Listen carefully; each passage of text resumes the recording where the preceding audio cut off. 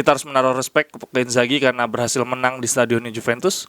Kita dapat Supercoppa juga, sementara Conte di stadion Juventus dikantongin sama Sarri dan Pirlo. Jerewetan ceking kita, nyerewetin apa aja. Teman-teman, kalian sedang menyaksikan Cerewetin Inter. Gokil. Akhirnya ini adalah suntikan moral yang sangat besar. Allegri di akhir pertandingan juga mengatakan bahwa bagi gue sih dari awal memang, bagi saya dari awal memang Inter adalah favorit Scudetto. Terlebih atas kemenangan ini Inter mendapatkan suntikan moral dan melihat jadwal yang sisa lawannya lebih mudah dibandingkan Milan. Inter favorit Scudetto. Kata Allegri loh, bukan kata gue.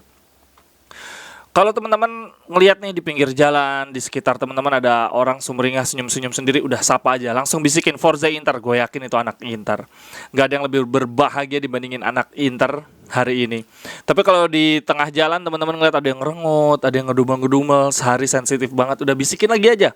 Tenang, penalti gak akan kemana. Gue yakin tuh anak Juve, gila anak Juve. Ngoceh aja dibilangnya Inter diuntungkan wasit. Rabiot juga gitu di Instagram bilang bahwa sulit memenangkan pertandingan 11 lawan 12. Ya elah, itu Dumfries jelas-jelas diinjak. Apalagi yang penalti kedua tuh ngapain pakai diulang? Gak jelas anjir. Orang itu jelas-jelas gol bunuh diri gitu ya. Aduh, gua nggak paham lagi. Apalagi ada video tuh Danilo D'Ambrosio ketawa nampar Vlahovic. Terus apa lagi ya? Delit yang kata matanya kecolok Darmian. Itu dianggap sebagai penalti. Aduh, ampun gue sih nggak karuan deh. Dan tadi malam menurut gue itu adalah cosplay pertukaran gaya bermain. Juventus bermain Inzaghi ball. Gue kaget banget 90 menit bermain menyerang sporadis tapi ujungnya tumpul persis Inzaghi ball. Inzaghi lagi cosplay gaya bermainnya Allegri. Kita mainnya jelek banget, ini ugly win pertama kita kayaknya musim ini ya, main jelek dan menang. Tapi gue nggak apa-apa deh, gue rela menukar permainan bagusnya Inzaghi beberapa demi permainan jelek gini tapi menang. Kalau menurut teman-teman gimana? Kalau dari statistik ini parah sih. Kita shot on goalnya 1 dan satu-satunya gol. Kalau si Juventus shot off targetnya 11, on targetnya 5. Tapi kalau Inzaghi ball enggak sih, off targetnya bisa banyaknya sebanyak-banyak banget. Kemudian apa ya namanya, Juventus yang paling nyebelin ya itu sih pemainnya minta penalti terus. Tapi Cuadrado bagus ya, nyebelin tapi bagus. Rabiot sih kalau menurut gue tadi malam yang penampilannya paling luar biasa. Handanovic ngomong gini teman-teman. Dia pertama komentar setelah selesai pertandingan, dia ngomentarin Onana terlebih dahulu. Dia bilang Inter mengambil kiper baru di musim depan itu bukan masalah buat saya. Saya hanya ingin Inter menjadi lebih kuat. Kontrak saya berakhir Juni dan berharap bisa mendapatkan keputusan secepatnya. Terus Handanovic juga mengatakan bahwa ketika dia nepis bolanya aneh banget tuh di babak pertama, yang bolanya ditepis ke depan pala balik lagi terus kena tiang, dia bilang itu foulnya Chiellini. Ini tipikal Handanovic banget, suka nyalain orang. Kemudian Allegri nih. Untuk saya Scudetto adalah Inter. Melihat kalender, Inter mendapatkan jadwal lebih mudah dan kemenangan hari ini membuat mereka lebih terpacu lagi. Dan Inzaghi menurut gue lebih suka Inzaghi sih dibanding Conte. Mohon maaf aja bagi teman-teman yang gak setuju. Kita harus menaruh respect ke Inzaghi karena berhasil menang di stadionnya Juventus. Kita dapat Supercoppa juga, sementara Conte di stadion Juventus dikantongin sama Sarri dan Pirlo. Dan ini adalah kemenangan pertama kita atas Juve sejak 2013 dan hanya dia yang menang 2 kali sejak November 2021 ya, gara-gara kemarin Supercoppa. Kemudian apalagi hal menarik ya teman-teman. Inzaghi ngomong, kami enjoy pertandingan sepak bola di 7 bulan terakhir, tapi kita memang tahu sepak bola naik turun dan kita hanya berusaha untuk memperbaiki permainan berdasarkan kritik, jadi kritiknya membangun.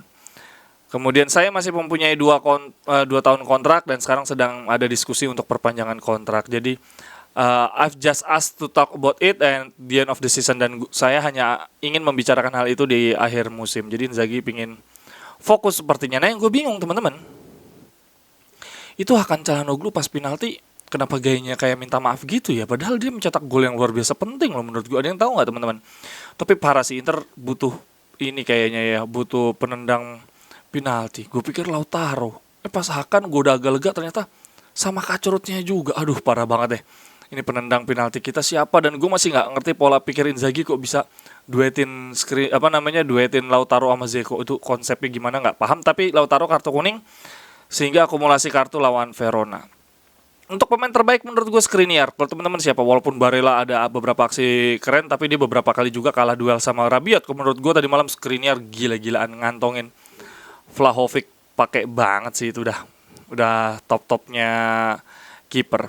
Kalau menurut data Opta adalah Inter adalah tim pertama yang memenangkan 2 pertandingan away Serie A dari Juventus sejak 2013. Oh, tadi gue udah sebutkan.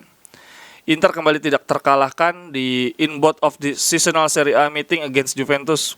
Inter kembali tidak terkalahkan dari Juventus sejak tahun 2008-2009. Oh iya, gue baru tahu. Kemudian apalagi ya, sudah tidak ada sih kok teman-teman. Tadi malam menurut teman-teman siapa man of the match-nya? Kita kesulitan banget, tapi gue nggak apa-apa sih. Ini gue kemarin prediksi kalah dan ternyata menang. Semoga nanti malam Milan kepleset lawan Bolonya. Terus sisi kiri Perisic tadi malam juga luar biasa bagus sih, walaupun beberapa kali kecolongan dari pergerakannya Cuadrado, tapi dia juga yang lebih banyak nge-backup Bastoni yang tadi malam mainnya juga kurang bagus. Dan akhirnya ada Gosens masuk, Perisic dijadiin jadiin striker bareng Korea.